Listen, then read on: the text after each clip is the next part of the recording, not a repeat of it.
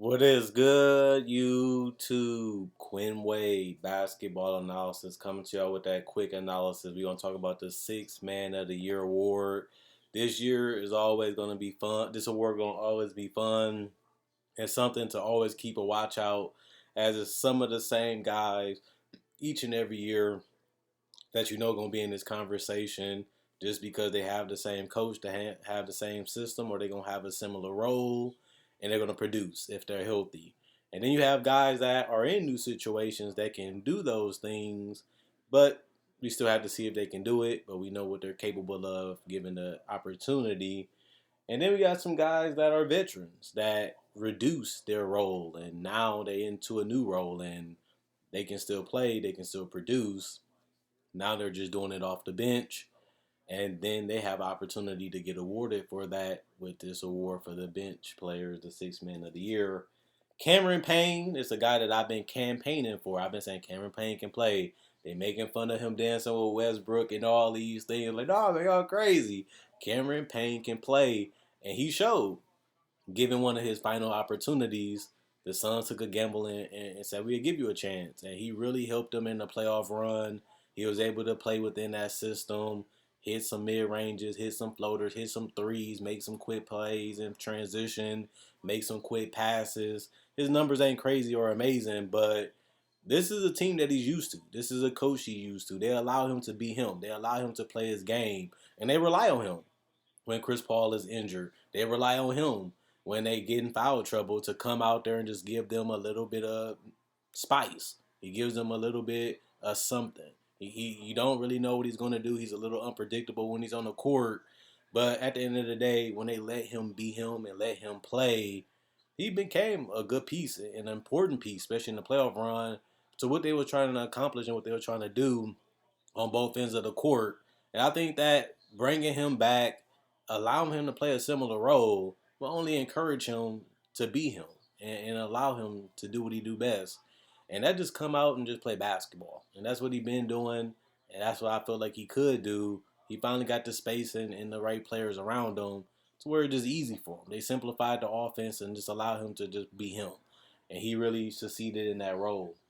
Luke Kennard, I've been low on since he left Detroit because he went to the Clippers.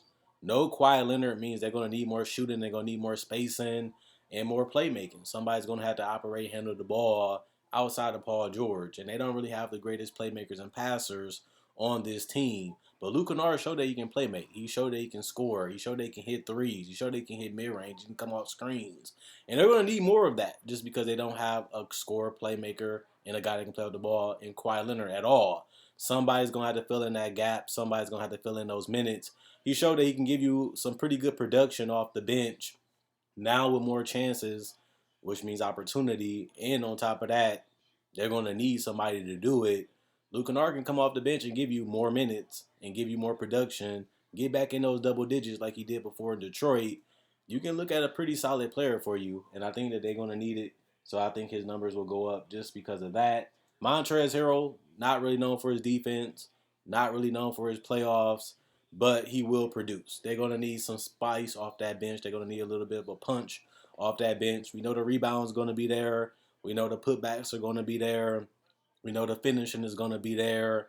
This award is all about stats. This award is all about numbers. And he's going to have the same opportunity that he has on every team. Washington likes offense. They like to get the ball in the paint. They like to get the ball in the pick and roll. They like having guys by the basket. That's what Montrezl Harrell specializes in. That's what he made his name off of. And he's going to have plenty of opportunity to do it. All you have to do is put up the rebounds and the numbers, give a couple double-digit numbers, give a 8 to 9 rebounds or a couple big ones, and next thing you know, you're in this conversation to win the award. He's going to be there. Jaylen Brunson, I feel like he got slept on a little bit for the Dallas Mavericks. I definitely feel that he will be in that conversation again this year just because they need ball handling. They need somebody to score when Luka's on the bench.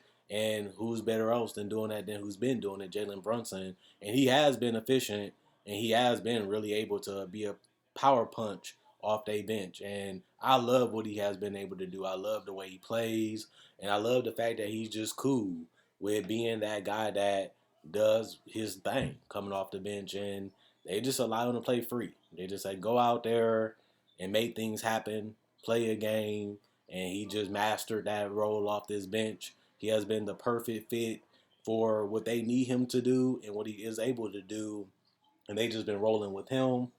Jordan Clarkson will always be in this conversation with Utah.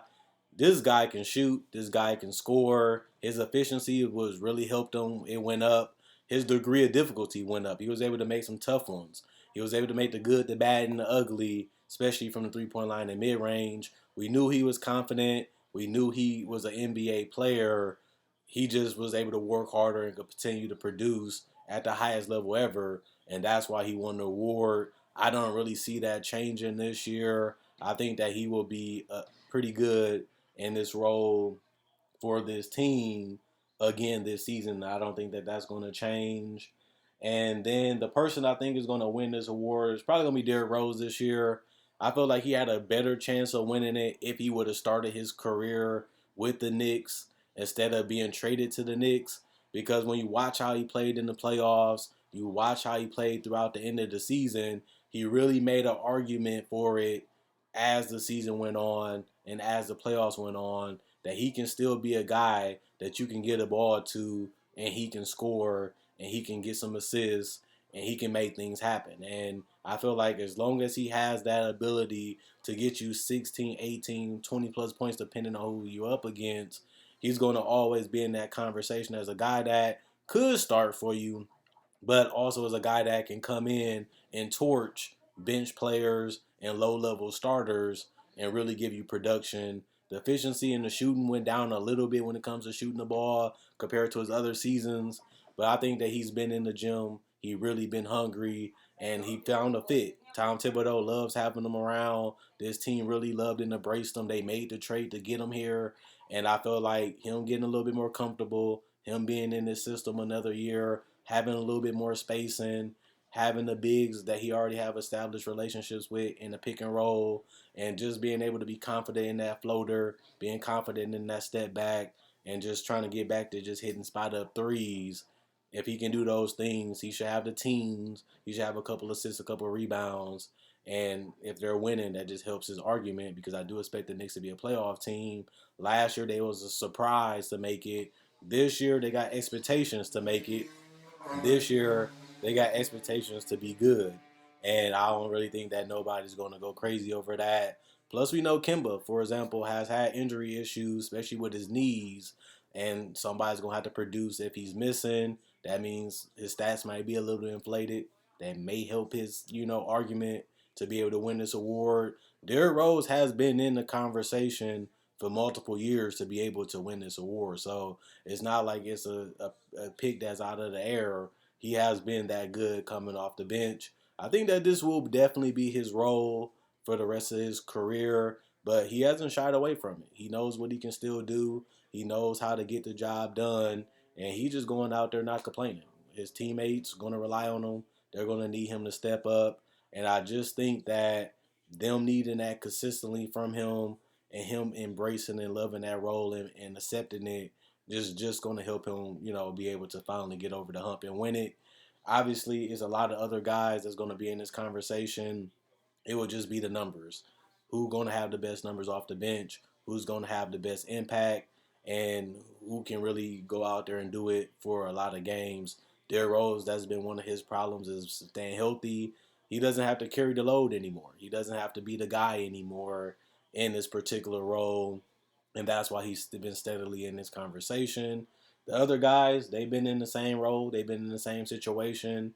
Their numbers will be there, their production will be there, and some guys may even exceed it and catch us off guard. Nobody really thought that Jordan Clarkson would win it, but that's the fun that make the predictions fun. You think the guys are going to be there, and there's always that one guy that has that shocking season, that one surprise season, and there's that one guy that really, gets everything right for a season, and that's all it really takes. Whoever has the best 82 game season off the bench and really helps their team the best is the one that walks home away with this award. I'm just gonna go with Derrick Rose this year. I think this is the year he finally gets it done, and we'll see if he actually does. Other than that, Quinn Wade, basketball analysis signing out. Let me know what you guys think about who you think is gonna be the best off the bench. And let me know who y'all top five is or who you think is going to win it.